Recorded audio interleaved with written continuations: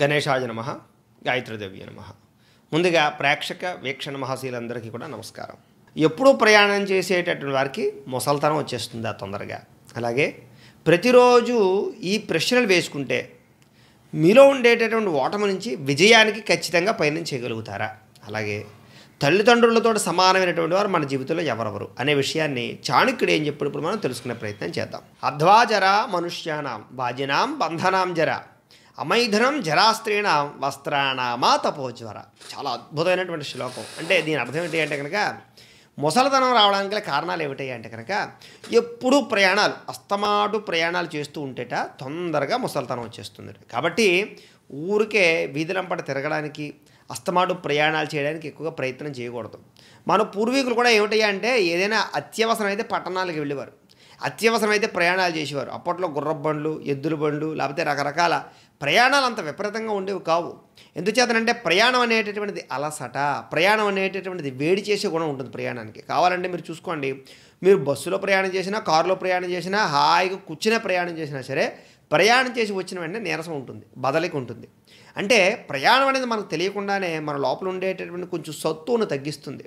కాబట్టి ఇంట్లో కదలకుండా కూర్చునే వాడికి, కదులుతూ ఉండేవాడికి తేడా ఉంటుంది అని. కాబట్టి మనం ఎంత సుఖంగా ఏసీ లగ్జరీ వాహనాల్లో ప్రయాణం చేసినా కూడా ప్రయాణం అనేది మనకు తెలియకుండా శారీరక పరంగా కొంచెం, అంటే ఒక రకంగా చెప్పాలంటే కనుక శరీరం తెలియకుండానే కొంచెం దానివల్ల ఎంతో కొంత పీడనానికి గురవుతుంది, దానివల్ల ఎంతో కొంత శక్తి హీనుస్తుంది, దానివల్ల ఖచ్చితంగా మన జీవితంలో తొందరగా ముసలితనం వస్తుంది, వృద్ధాప్యం వస్తుంది అని.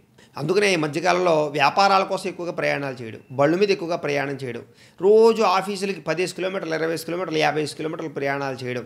ఈ ప్రయాణాలు అనేటటువంటి మనం చేసేసి ఏదో సంపాదించేస్తున్నామే కానీ దానివల్ల ఏమిటయ్యా అంటే కనుక చాలా తొందరగా వృద్ధాప్యం వస్తుంది, ఆరోగ్యం పాడవుతుంది అనే విషయాన్ని ఇక్కడ క్లియర్గా చెప్తున్నాడు.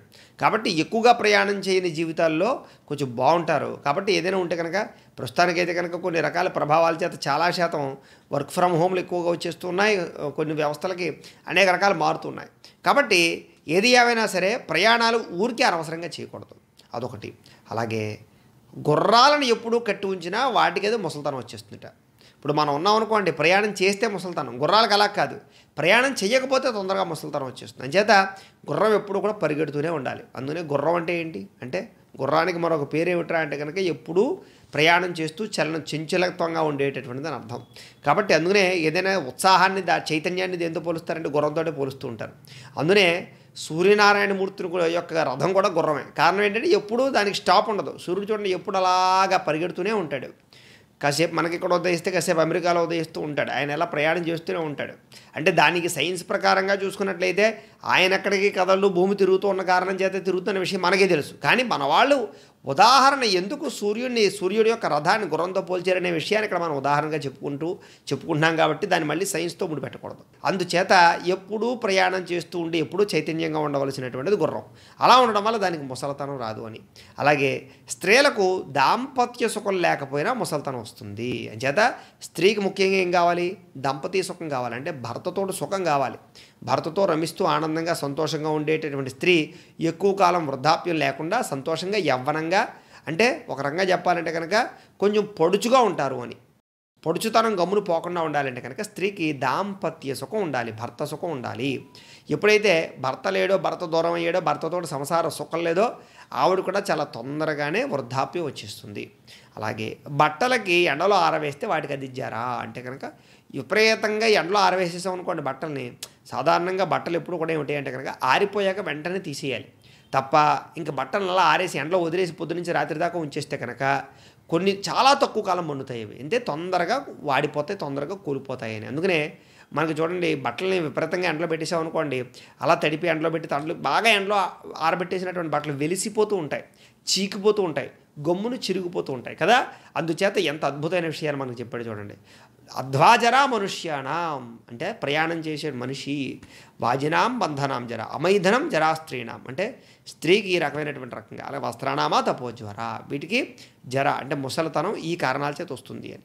తర్వాత ఇంకో అద్భుతమైన విషయాన్ని చెప్పాడు. ఏమిటి అంటే కనుక కంకాలః కాని మిత్రాణి కోదేశకౌ యయాగమౌ కశ్చాహం కాచమే శక్తి రతిచిత్యం ముహుర్ముహు అంటే దీని అర్థం ఏంటి అంటే కనుక ప్రతిరోజు కొన్ని విషయాలు ఆలోచించుకుంటూ ఉండాలి. ఏమిటా విషయాలు? అస్తమాటు కొన్ని ప్రశ్నలు వేసుకుంటూ ఉండాలి.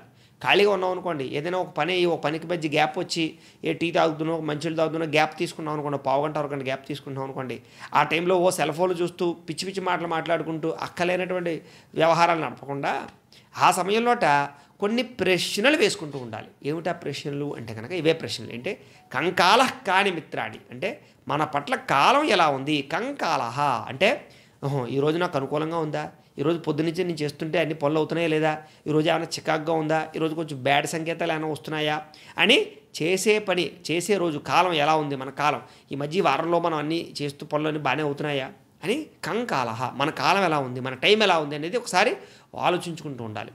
అలాగే కంకాల కాని మిత్రాడి అంటే ఎవరు నాకు మిత్రులు, అస్తమాట ఈ విషయం చర్చించుకుంటూ ఉండాలి. ఎవరు నా పట్ల ఎలా బిహేవ్ చేస్తున్నారు, నన్ను ఎవరు పలకరిస్తున్నారు, నా గురించి ఎవరు ఎలా మాట్లాడుకుంటున్నారు, నేను ఉన్నప్పుడు ఎలాగ నేను లేనప్పుడు ఎలా బిహేవ్ చేస్తున్నారు, నాకు ఎవరు హెల్ప్ చేస్తున్నారు, ఈ విషయాల్ని పదే పదే ఒకసారి గుర్తు తెచ్చుకుంటూ ఉండాలి. ఎవరు నాకు మిత్రులు అని మన స్నేహితులను కూడా తలుచుకుంటూ ఉండాలట.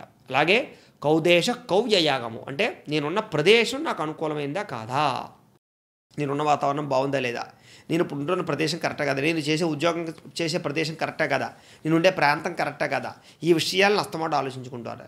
అలాగే ఎంత సంపాదిస్తున్నాము, ఎప్పటికప్పుడు మన సంపాదన కరెక్టా, మన ఖర్చులు కరెక్టా, మన ఆదాయం ఎలా ఉంది అనే విషయాన్ని, ఎంత ఖర్చు పెడుతున్నామో, ఎలా ఖర్చు పెడుతున్నామో, ఆ ఖర్చు దుబారా చేస్తున్నావా, సవ్యానికి వాడుతున్నామా లేదా వ్యసనాలకు వాడుతున్నామా, ఏ క్వాంటిటీలో మనం డబ్బులు ఖర్చు పెడుతున్నాము, ఆదాయ వ్యయాలు ఎలా ఉన్నాయి, లేదా మనం ఏదైనా ఖర్చు పెట్టేటప్పుడు అప్పు చేసి ఖర్చు పెడుతున్నామా, అప్పు అయినా కావాలని చేస్తున్నామా, వృధా కోసం చేస్తున్నామా, లగ్జరీ లైఫ్ కోసం చేస్తున్నామా, అవసరాలకు చేస్తున్నామా, అత్యవసరమైతే చేస్తున్నామా, లేకపోతే కోరికలని అదుపులో పెట్టుకోలేక చేస్తున్నామా, డాంబిక ప్రదర్శన కోసం చేస్తున్నామా, గొప్పతనం కోసం చేస్తున్నామా, అవతల వాడికి ఉందని చెప్పి ఈర్ష్యాద్వేషంతో చేస్తున్నామా, లేకపోతే ఎవరికో గొప్ప చూపించాలని చేస్తున్నామా, ఇలాగా ఈ ప్రశ్నలు అనేటటువంటి అస్తమాటు వేసుకుంటూ ఉండాలి. ఎవరైతే అలాంటి అస్తమాటు ఈ ప్రశ్నలు వేసుకుంటూ ఉంటారో, ఈ ప్రశ్నలు వేసుకుని మీరు తప్పులు తెలుసుకుంటూ ఉంటారో వాళ్ళు తొందరగా మారతారు, చాలా తొందరగా జీవితంలో గొప్పవాళ్ళు అవుతారు అని చెప్పేసి విషయాన్ని, అద్భుతమైన విషయాన్ని చాలా అద్భుతంగా చెప్పాను. చూడండి, కంకాల కాని మిత్రాన్ని కోదేశ కౌవ్యయాగమో కశ్చాహం కాచమే శక్తి రితిచిత్యం ముహుర్ముహు అంటే చాలా గొప్ప శ్లోకం. ఇది గుర్తుపెట్టుకోవాలి.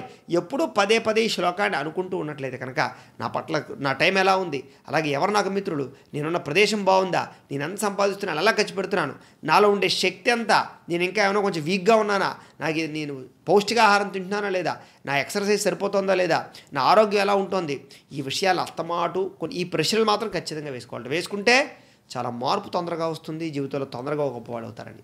అలాగే ఇంకా అద్భుతమైన విషయాన్ని చెప్పాడు. ఏమిటి అంటే కనుక జనితా చోపనేతాచ యస్తు విద్యాం ప్రయచ్చతి అన్నదాత భయత్రాత పంచైతే పితర స్మృతా అంటే సాధారణంగా మనకి తండ్రి ఉంటారు, కానీ తండ్రి సమానులు చాలామంది ఉంటారు. కాబట్టి కన్న తండ్రితో సమానమైన వ్యక్తులు ఎవరెవరు మన జీవితంలో అనే విషయాన్ని మనం తెలుసుకున్నట్లయితే కనుక సాధారణంగా మనకి తండ్రి ఎలాగో, ఒకవేళ తండ్రి లేకపోయినప్పుడు ఉపనయనం చేసినవాడు, అంటే ఒక్కొక్కసారి తండ్రి లేకపోతే అన్నగారు ఉపనయనం చేస్తూ ఉంటారు, మేనమావులు కూడా ఉపనయనం చేస్తుంటారు, పినతండ్రులు పెద్ద తండ్రులు ఉపనయనం చేస్తూ ఉంటారు, గురువులు ఉపనయనం చేస్తూ ఉంటారు, లేదా ఎవరో ఒకరు మన జీవితంలో మనకి తండ్రి లేకపోయినా మనకి ఉపనయనం చేసిన వాళ్ళు ఎవరైతే ఉంటారో, యజ్ఞోపేతం వేసి ధన్యం వేసి ఒడుగు చేసిన వాళ్ళు ఎవరైతే ఉంటారో వాళ్ళు కూడా మనకి తండ్రి సమానులు అవుతారు. అలాగే గురువు కూడా తండ్రి సమానుడే, అంటే మనకు చదువు చెప్పినటువంటి గురువు సాక్షాత్తు తండ్రితో సమానం. అలాగే అన్నదాత, మనకి అన్నదాత అంటే ఎవరు, అన్నం వండి పెట్టేవాడు, అన్నాన్ని పండించేవాడు, ఇద్దరు కూడా అన్నదాత అవుతారు.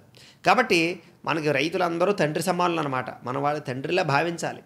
అలాగే మనకు అన్నం వండి పెట్టేటటువంటి వాడు, అన్నం పెట్టేవాడు, ఇప్పుడు అనాథ శరణాలయాల్లో అన్నం పెట్టేవాడు ఉండొచ్చు, లేకపోతే అనేక చోట్ల దానాలు చేస్తూ ఉంటారు అన్నదానాన్ని, అంటే అన్నదానం చేసే వాళ్ళందరూ కూడా మనకి తండ్రితో సమానులు అవుతారట. అలాగే భయం నుంచి రక్షించేటటువంటి వాడు కూడా తండ్రి సమానుడు. మనం భయపడిపోతూ లేకపోతే మన జీవితం ఏమిటని ఆలోచిస్తూ మనం బాగా భీతి చెందిపోయినప్పుడు మనం రక్షించేవాడు కూడా తండ్రితో సమానుడు అని చెప్పాడు. చూసారా, అంటే వీళ్ళందరూ తండ్రి లాంటి వాళ్ళ తండ్రిలాగే భావించాలట.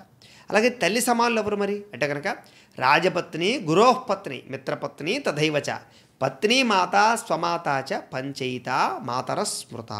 వీళ్ళ ఈ ఐదుగురు కూడా తల్లి సమానులు. ఎవరెవరు అంటే కనుక రాజపత్ని లేదా పాలకపత్ని అని కూడా అనొచ్చు. రాజపత్ని అంటే ఎవరు, రాజుగారి యొక్క భార్య. ప్రస్తుతం రాజులు ఎవరో మనకి పరిపాలించట్లేదు కాబట్టి ప్రస్తుతం మనల్ని పాలించే వాళ్ళు ఎవరు అంటే ప్రభువులు అనొచ్చు, లేదా మన ఎమ్మెల్యేలు, సీఎంలు, రాకపోతే మినిస్టర్లు, రకరకాల వీళ్ళందరూ కూడా, వీళ్ళ భార్యలందరూ కూడా మనకి ఎవరు తల్లితో సమానము. అయితే లెక్క ప్రకారంగా వీళ్ళందరూ మనల్ని పిల్లల్లా చూసుకోవాలి, కన్న బిడ్డల వల్లే చూసుకోవాలి.